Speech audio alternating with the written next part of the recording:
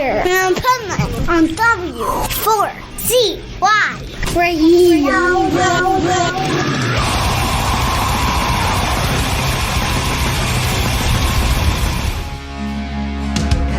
Reach out, hands high, stand tall for the new generation. Can breathe, cold sweat, rock hard, no limitations. Dead or alive, we don't back down. Screaming our heart alive. We are the right generation. It's a worldwide celebration.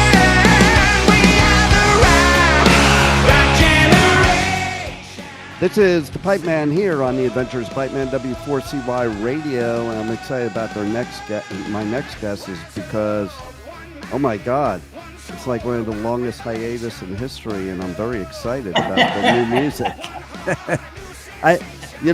It is funny. Okay, so first I'll just say this is Hamie from Heavy Pettin, and I had an interview recently with a band that I was friends with when I was a teenager and I haven't seen since. And they just came out with a new album. And then there you go. Another band, and their band, they were Savage Grace, and their band Dark Angel, they just came out with a new album. It seems to be the trend nowadays that all the bands from way back are all putting out new music now and actually touring and everything. It's like they never left. I love it. It's like, I've met a bunch of different people in different bands on tours and stuff that are all back together just like us and out playing and stuff. And, everybody, it's the best gig in the world, man. That's it, brother. It's everybody wants to be back out playing and especially if you've got songs that you really dig and think the world needs to hear and think that you can still deliver. So yeah. I think that's the big key. If I felt that our songs were terrible or we couldn't cut it live, then I wouldn't be back out playing, you know? And that's because you're a true artist. And as a true artist, we're our own worst critic. So, yeah, definitely. You know? And it's funny because what's cool about it too is, so I do radio coverage at festivals all over the US, UK, Europe, just got back from a few. And what I love nowadays is bands like yours, bands like, that are in our age group, younger generations are into. Like, I remember being a teenager going to see bands on that Sunset Strip in LA in the 80s. And I would never go see a band of people my age now. And yet kids love it. So I think cool. It is pretty cool. It's pretty amazing that a lot of the shows that we play and you do the meet and greets after and all this kind of stuff and people are talking to you. It's just amazing that that they started playing, they started getting into everything because of you and everything else. And it's and the different age groups are just are absolutely amazing to me at the moment, because it's like you get people that are our age, you get people that are 60, you get people in your 50s, you get people in your 40s, 30s, and then they're even way down till in their teens because their mom and dad have been playing our music or whoever's music, and these kids have been digging it, and then they want to go out and see other live acts, which is absolutely fantastic. Well, see, I think that's what's the key too, because like myself, I've brought my son and my daughters and my grandkids to festivals and concerts of my music. Yeah. But yet there's no way in a million years my dad would have ever gone to any show I wanted to go to. And I think that's the difference. Our parents were into a very different type of music. Whereas it seems now that the rock, metal, hard rock is like multi-generational now, which it wasn't when I was a child. Oh God, yeah. No, it definitely is multi-generational. And no, I agree with you, because like my dad, you know what I mean? I think the first time, I think my dad came to like one show when we were back in the day doing our thing, and we headlined the Apollo in Glasgow. And that was the big place. That was where we all went to see bands. As I was a kid growing up, that's where I saw Queen, Mott the Hoople, Slade, David Bowie, T-Rex, you know, Priest. I mean, everybody really. And so when I played there, headlined there, my dad and that came, my family came, and that was one of the shows that he came to. But I don't really remember him being here. You know, he never really came to our kind of stuff. Whereas, like, my kids, I have a daughter and a son, and they go to shows, and they come to, they're looking forward to us coming to tour in America so they can come to the shows. So I love it. It's a totally different thing now, brother.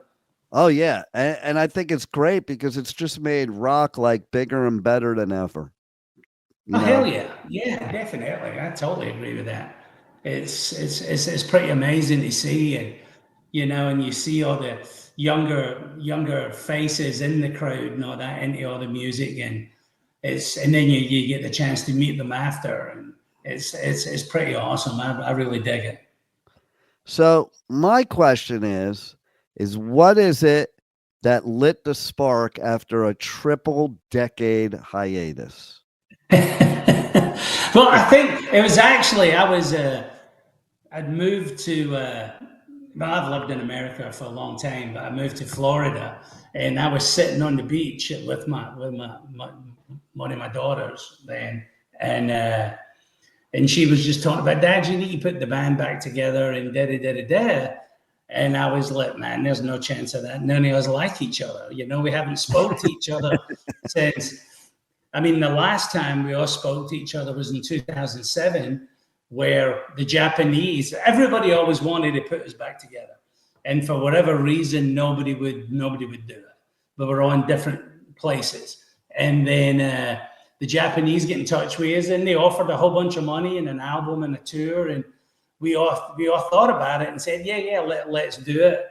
And then after the initial phone calls, one by one, we all started bailing again. And because of all the old problems were all surfacing.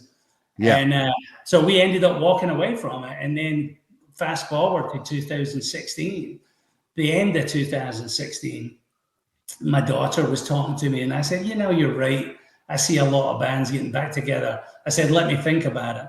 And then I made the initial phone call to Gary, the drummer, and then Gordon, the guitar player. And they get in touch with Punky and Brian. And everything seemed to be a go. And then we set out a time that I said, okay, I'll fly to London and we'll meet up in the studio and we'll rehearse and see how everybody feels and that kind of stuff. And so by the time I got on the plane and I arrived, we were down like two guys. Huh. So it was like, well, what the hell?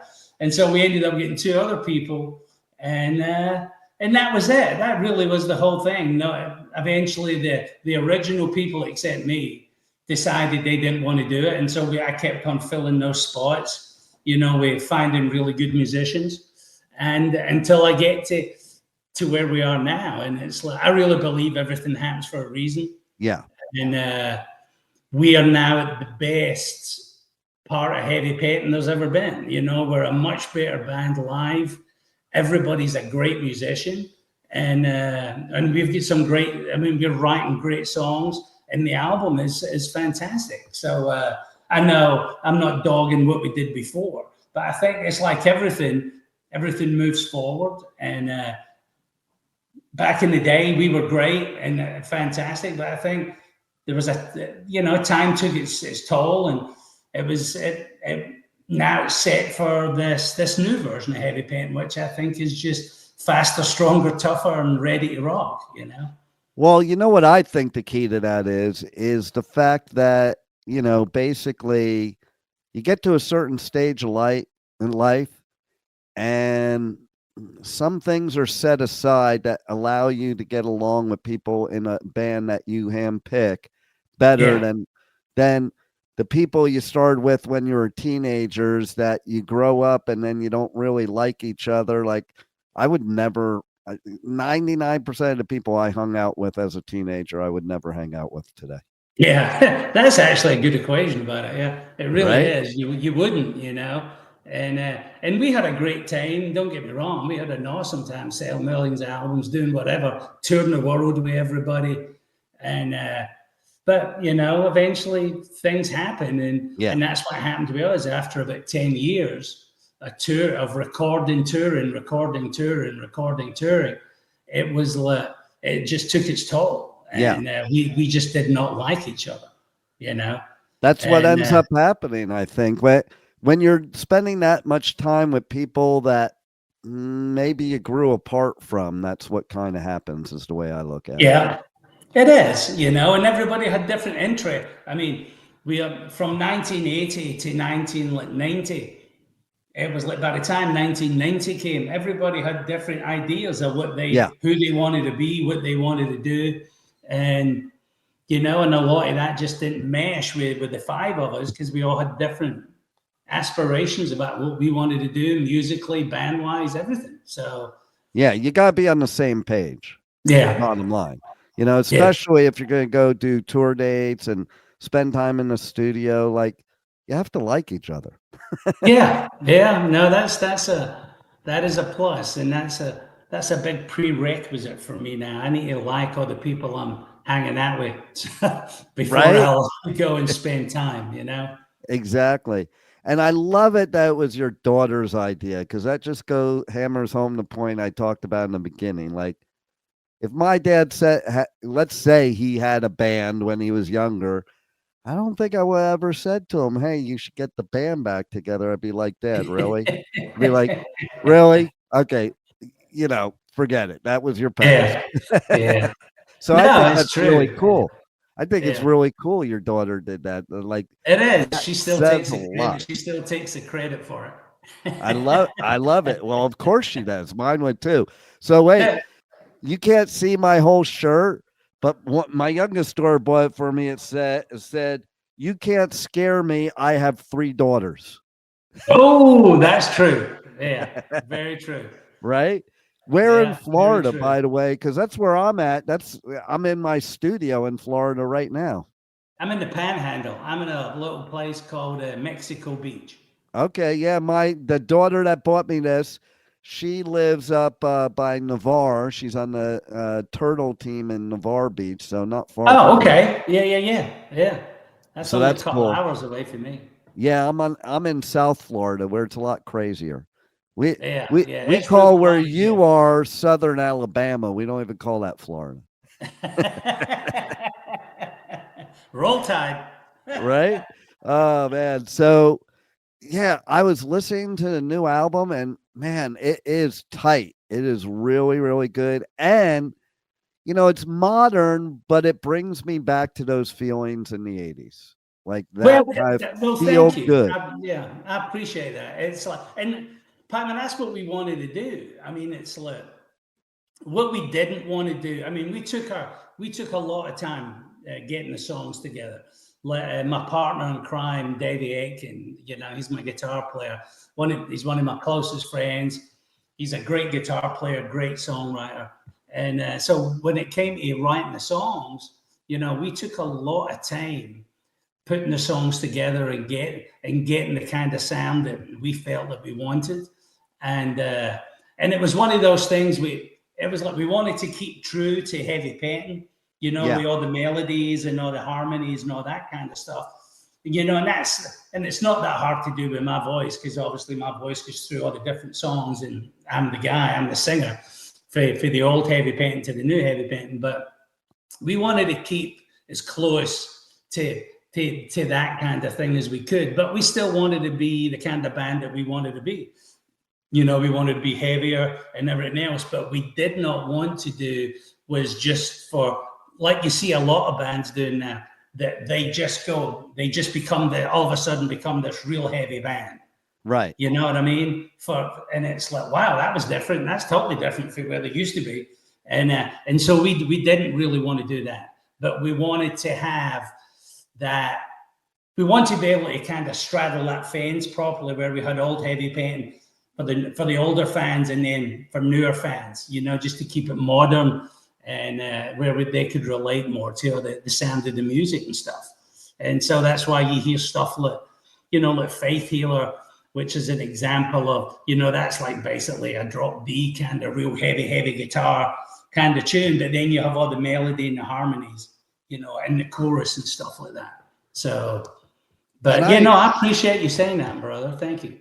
My pleasure. I agree with what you said too, because as somebody who's an old school metalhead that also like, I like heavy, but I also like, just regular rock type heavy. But if a band like yours all of a sudden tried to sound like a Slayer, as an example, I'm thinking you're faking it, because you would have done that back then if that was your thing. So I'd rather a band stay true to their foundation, just build on that foundation. And that was decisions. That was like Dave and I sat and had talks about that. That was, when we decided that, because we'd already, before Gordon, one of the original guitar players, left, we'd been talking about, okay, we're going to do an album, and we'd already written a bunch of songs. And then when he decided to call it a day, Dave and I sat there and we went, okay, we still have all these songs we've wrote together with Gordon and stuff. Do we want to keep that, or do we want to just start afresh? And the two of you just said, nah, hell, let's just start afresh, and then just come up with a whole new batch of songs. And that's the way it ended up. And I think the songs have come across extremely well, and I think, but as soon as people hear them, when the album actually finally drops on October 24th, and people start hearing all the songs, then I think everybody's going to be excited, and and it's going to be a good thing. Yeah, well, what I love about the album is, it, like I said, it does remind me of old you, but like the album's called Rock Generation, I think it's the new generation, not a new Heavy Pettin. It's just a new generation of Heavy Pettin. Yeah, and that's why we did it. It was part of, this is a new Heavy Pettin, new generation of Heavy Pettin, just like you said. But it's also, Rock Generation is for everybody, for the rock fans, for all the different decades of rock fans that are growing up and coming. And it's like, when it's a silly example, but it's really true. It's like when we would play in Europe, it's like we play in Germany, France, and I mean, we play everywhere in Europe the last 5 years since we put the band back together. And it's amazing to see how many rock metal fans there is out there. Oh, yeah. At different ages, at younger ages coming up. And so when, like I said before, when we would do meet and greets and we'd meet all these younger people, it was like, my God, I don't know if it was like, for me, just that was registering for the first time and just going, my God, there's a whole new generation of rock fans coming up. It's going to serve as well. It's going to be great for rock music. Yeah. And because they would wear the exact same clothes as we used to wear in the 80s. In like 1981, and I'd be like, damn, man, this is crazy. And then what really sealed the deal for me is when we went and did the last tour in South America, and we were playing in Bogota. We're playing in Bogota, and it was just wild. And again, we're doing these big meet and greet things, and it's just thousands of fans, and they're talking to you, but they're all young. And it's like, my God, it's a whole new generation coming up. And Davey, the guitar player, was going, man, it's a whole new rock generation. And we're like, wow, that's a good title for a song, so let's write a song. And that's how it, simple, but that's how it all started with that whole thing. I love it. So, and like I said, actually Rock Generation was the last song that we wrote for the album, which was phenomenal, because everybody thought it was going to be done. And then we come up and said, no, here we want to do this, and put it in, and it was like the last nail in the coffin, as they say. You know what I mean? It's like, boom, okay, everything works well now.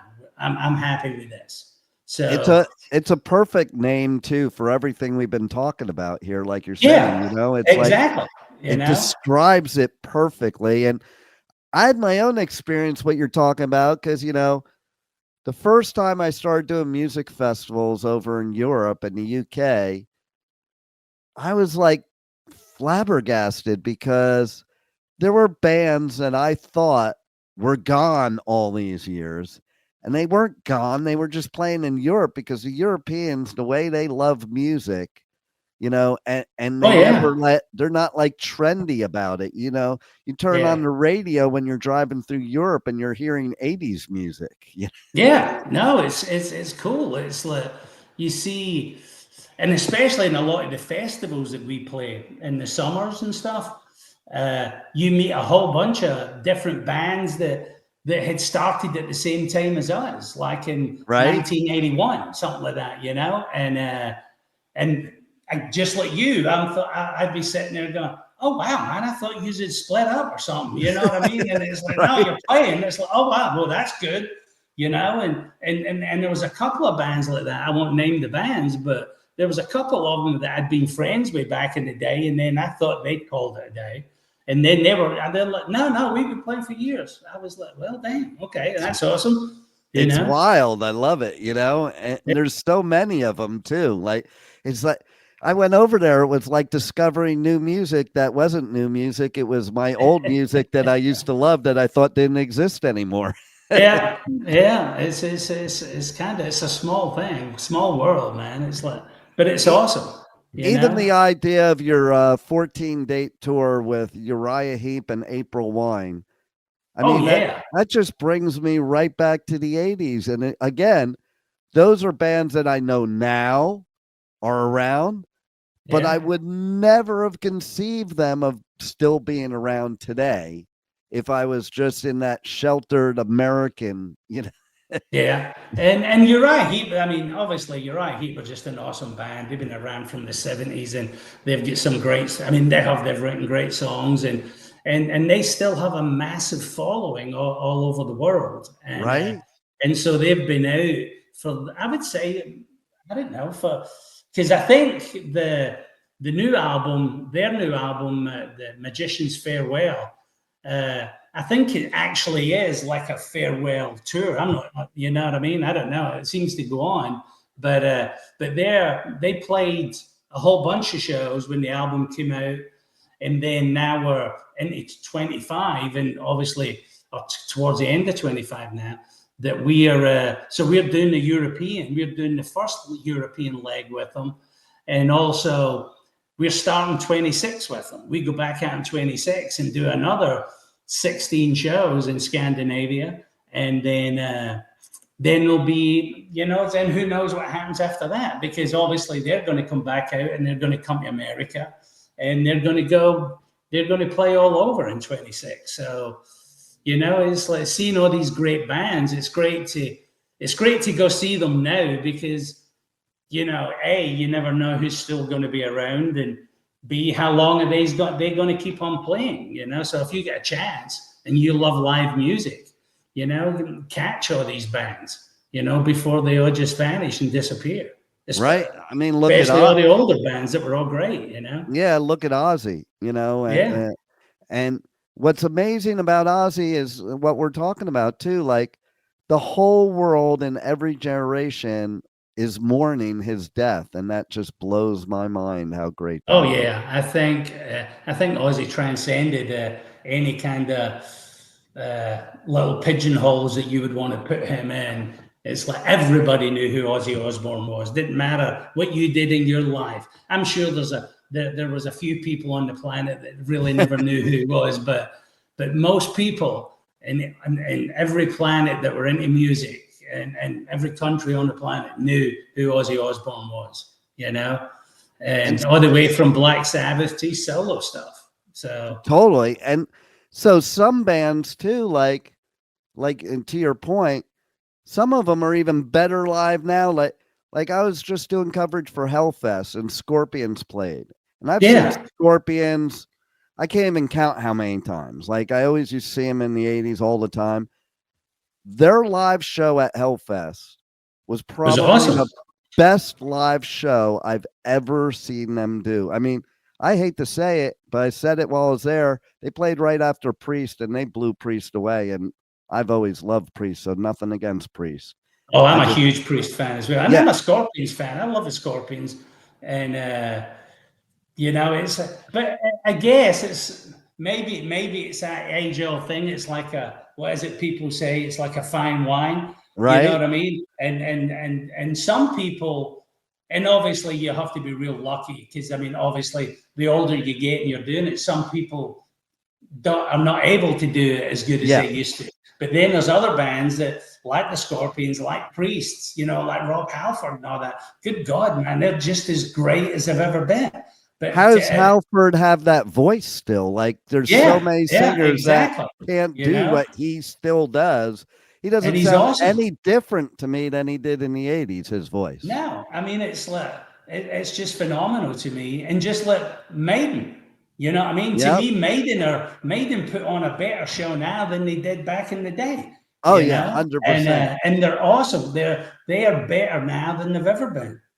Oh, yeah. I saw them headline Download. Like, I've seen them a bunch of times, but when they headline Download in their own country, that was some serious live show. And that was only a couple years ago, like last year, you know? No, they're I love Maiden. I love all of that. I love Priest. I mean, but then again, you grew up with all those bands, you know what I'm saying? So, and even look at, to go on a different thing, look at Def Leppard. You know what I mean? It's like Def Leppard are likely bigger now than they've ever been. I think so. Yeah. Like, it's funny because back in the day, I liked them best from their first album, which nobody probably knows of nowadays. But you're right. They are better now. And, you know, just some of the bands, it's like they haven't even aged if you pay attention to just their music. Yeah. And their live show. It's like, wow. Like, I'm in awe of that crap. You know, it's amazing. It's like, you know, I got a lot of respect for all those bands, but I got a hell of a lot of respect for Def Leppard. It's like they have stuck to their guns, doing what they do, and they've always done it well and been great. And they've just kept on going, doing what they do. It doesn't matter what MDL says, MDL stinks. They just do it.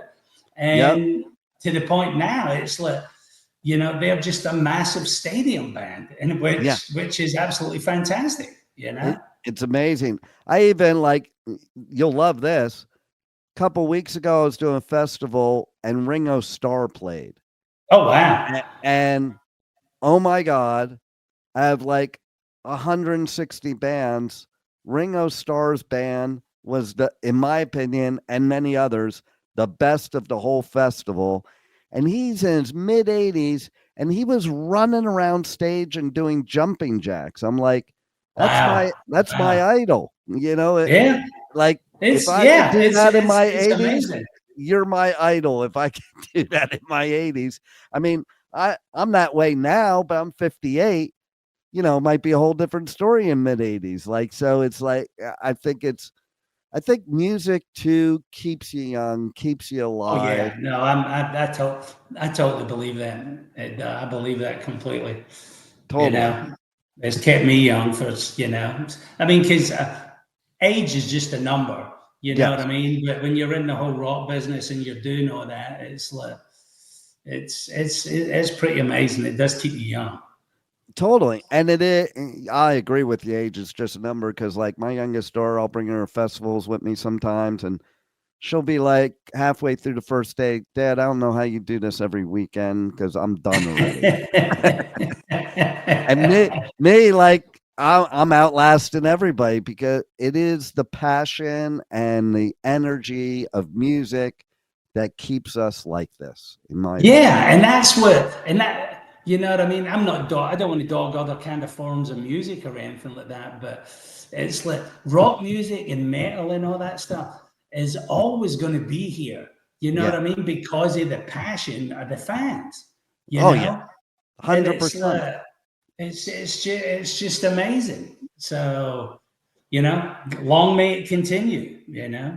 Absolutely. And long may Heavy Pettin continue, because this album is badass, and everybody's got to go check it out and check out your tour dates. Is there any other information you want to give the listeners that they need to know about what's going on with you guys? No, just follow our socials, and like I said, we'll get the album drops on the 24th of October. Then we start the first party, the first leg of the European tour with Uriah, Heep, and then at the beginning of the year, then we start our second leg in Scandinavia, and then we will just be playing everywhere and promoting that whole album. So keep up on our socials to find out where we are and what country we're going to be in, because we mean to promote this. You never know what happens in the future, but we expect to be out for the whole of 26, promoting this album before we go back in the studio and do another one. So now what does your daughter think now that you listen to her? Oh, it's awesome. She's highly excited. She is. I know it's so. This is so funny. And as our oldest daughter, she sent a video the other day of my grandson, and he's like 7 or something, and he's laying on the bed. And the first single was obviously, we just dropped it like 2-3 weeks ago, as the title track, Rock Generation. And he's playing on his thing, but the song is playing on his laptop thing, and he's just singing away, doing his thing. And I was amazing. Like, yes. I love it. It's a great, grandkids are great. Like, I have one of my grandchildren. I've taken like several of my grandchildren to festivals with me, but one of them one time, he's like, I'm a Jew, so he calls me Zadie, which is grandfather in Jewish. And he's like, Zadie, take me to the stage. Oh man, that is awesome. Yeah, it's great to be able to share what we love with our kids and our grandkids, because definitely it's so cool to be able to share this when we weren't able to share it with our parents, No, not at all. Yeah, I agree. So I love it. And I attribute it to bands like you that are keeping this alive and showing that it's multi-generational and that there is no timeline to rock and roll and metal. No, well, I appreciate that, man. Thank you so much for your support. I really do. Well, thank you for giving us new music, and thanks for being on the Adventures of Pipeman. Well, take it light, my brother. I really appreciate you taking the time to have me on. My pleasure. Whenever we play close, we just need to make sure we get in touch so you can come to one of the shows. Totally. And I'll look out for what festivals you're on, because I do a whole bunch of them. So cool. There's one here in the States you should look into that's good for your type of band. Is Rocklahoma is one that I do. And I'll pass that along. Yeah, it has all the legacy 80s bands always playing there. It's pretty cool. I will pass that along, and hopefully we will see you hanging out at a gig near you, my friend. I hope so too. Hey guys, this is Hamie from Heavy Pettin, and you're listening to the Pipeman on W4CY Radio.